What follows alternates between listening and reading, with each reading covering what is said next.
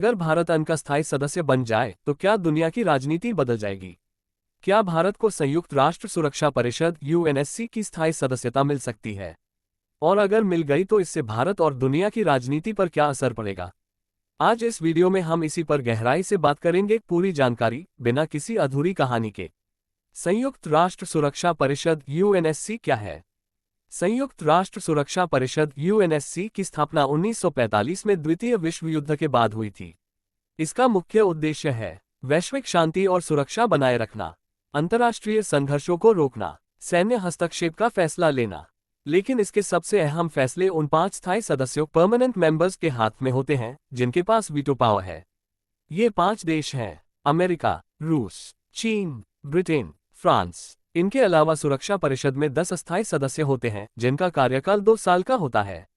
भारत अब तक 8 बार अस्थायी सदस्य के रूप में सेवा दे चुका है। लेकिन सवाल यह है, भारत को स्थायी सदस्यता क्यों नहीं मिली? भारत को स्थायी सदस्यता क्यों नहीं मिली? भारत विश्व की सबसे बड़ी लोकतांत्रिक शक्ति है, फिर भी उसे स्थायी सदस्यता क्यों नहीं मिली? इसके पीछे कुछ अहम कारण हैं।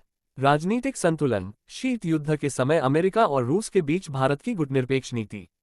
चीन का विरोध। चीन ने कई बार भारत की स्थायी सदस्यता पर आपत्ति जताई है। आंतरिक अस्थिरता। कश्मीर मुद्दा, भारत पाकिस्तान तनाव और सीमा विवाद। वैश्विक राजनीति। कुछ पश्चिमी देशों का भारत को सैन्य शक्ति के रूप में देखने का संदेह। अगर भारत को स्थायी सदस्यता मिल जाए तो क्या बदलेगा? अब सोचिए, अगर भारत को UNSC की स्थायी सदस्यता मिल जाए तो क्या क्या बदलाव होंगे?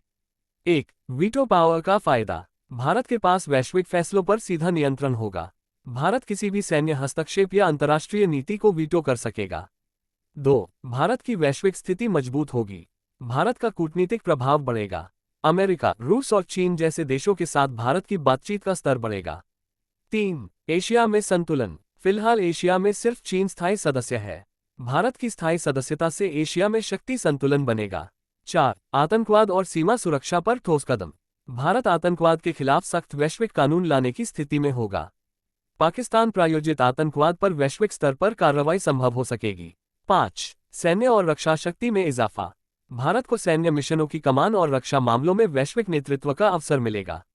लेकिन भारत के सामने क्या चुनौतियां होंगी? भारत के स्थायी सदस्य बनने पर कई नई चुनौतियां भी सामने आ सकती हैं।